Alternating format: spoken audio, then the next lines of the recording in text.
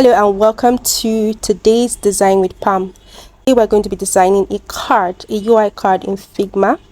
It's actually very simple. I'm going to make it very explanatory so you can follow along, right?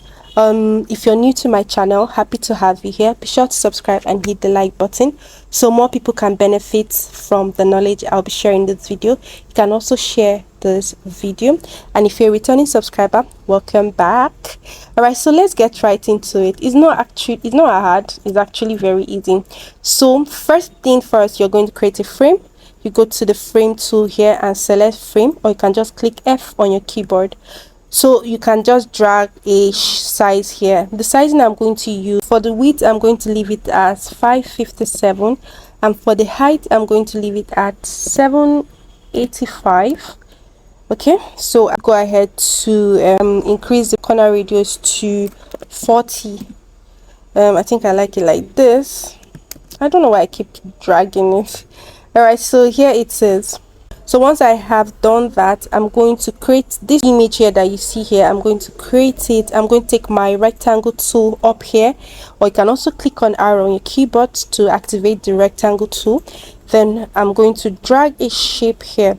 So for this rectangle tool, what it's still going to be at 557, but my height I want to leave it at 366.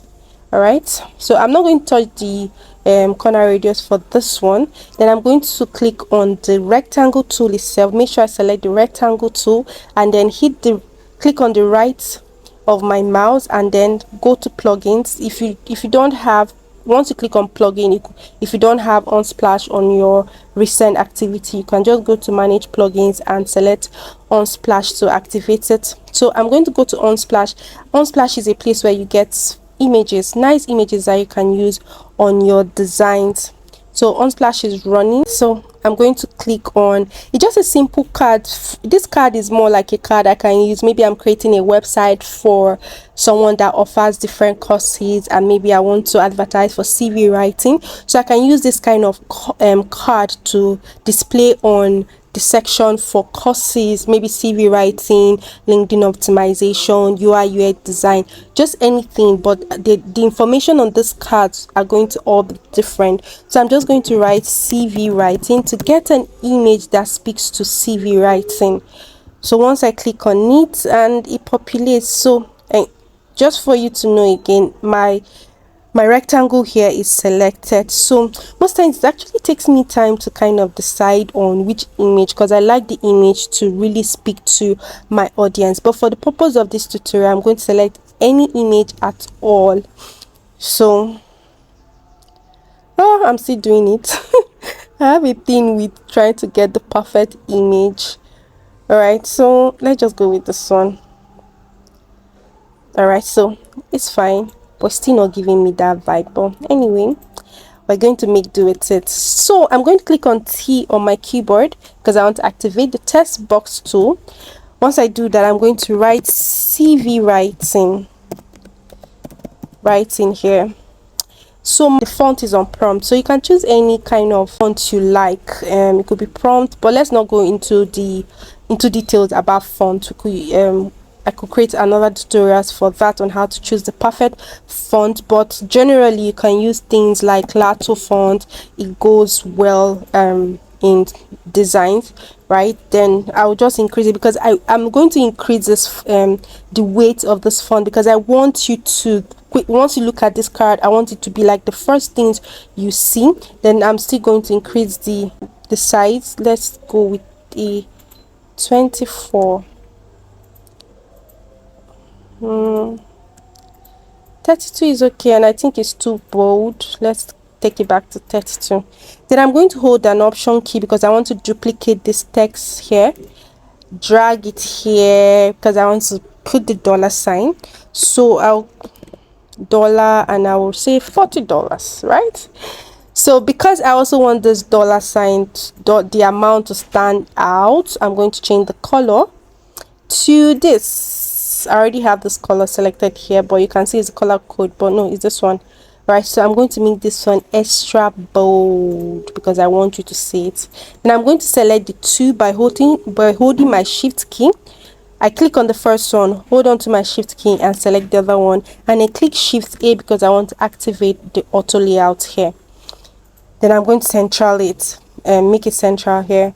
Then I'm still going to center it here. Click on this center alignment here, and I want to know what's the spacing between this one here and this and the card here, because I want my spacing to be accurate. Give it to be 32. All right, so for you to find, click on this one and select that rectangle that has the image, and you can see the spacing here.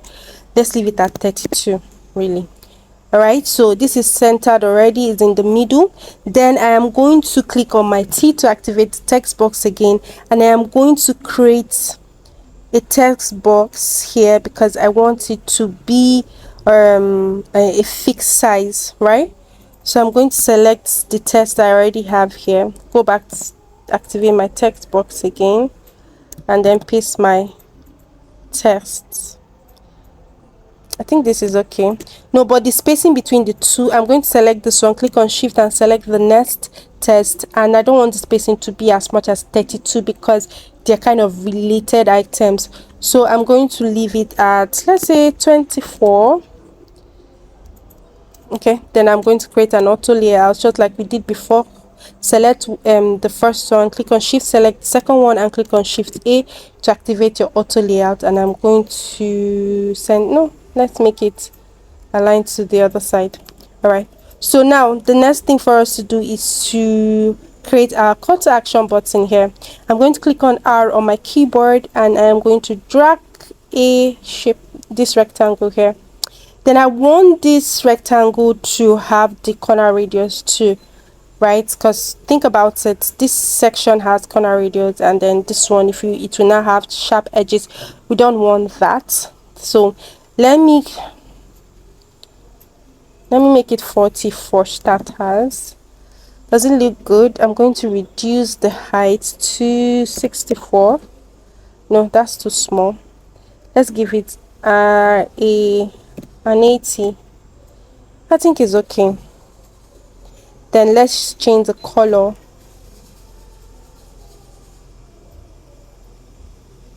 I'm just increasing the height and reducing the width for a bit, right?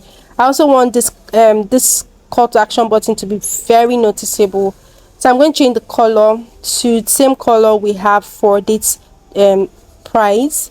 Then I'm going to grab this here. You can, okay, so let's just do it so you can see everything. So I'm going to click on my plugins. I want to get that shopping icon. I'm going to go to hero icons, so hero icons, and I'm going to find a shopping. All right, there we have it. All right, we have it here,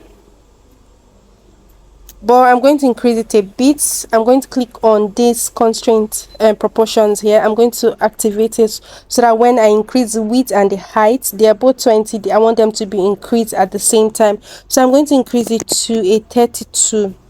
Works okay for me, right? Then I'm going to click on text box again. Then I want to write shop now. There might be better tests, right, that we can, or rather order now. Let's use order now. I'm going to select this order now and select the shopping card, and I'm going to create an auto layout. Make sure the spacing is, let's say, 12. Again, we can't leave it like this, right? The text here is 24, but I want this shopping card icon here to be white too. All right, then I'm going to center it. All right, it looks okay. So I'm going to select this first text here, select this. Let's create an auto layout. Select the both of them, create an auto layout. The spacing here is 32, which is okay. So let's check out the spacing we have for the two. So we center it and we ensure that the spacing is okay. So 32 at the top, 40 at the bottom. We can still leave it like this. Yeah, it's okay. No, let's leave it 32 at the top. Right, so we have more space at the bottom here. All right, so you see our card is coming to shape. So the next thing we're going to do is to create this illusion you're seeing here that makes it look as if it's a card on a card, right? It just effects that we use. So I'm going to go to effects, right, and I'm going to click on this plot sign. The first one that was activated was a drop shadow, but I'm going to change this to inner shadow, and I'm going to click on this effect settings here. So for the inner shadow, we're going to leave the exact axis to be 0. The blur is 0 2. Let's leave it at 0. Then this y side is 0. Then this spread should be 8. Then I'm going to give it a fill color of I think I have the color code. You can just copy out the color code yourself, and I'm going to make it to be 100%.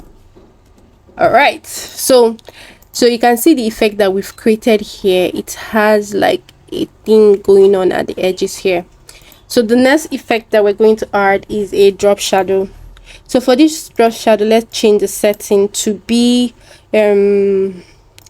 this is mine. Let's keep it a -24. The blur should also be 0. Then this side, let's make it a 20. Then the spread should be 0. Let's give this one 100.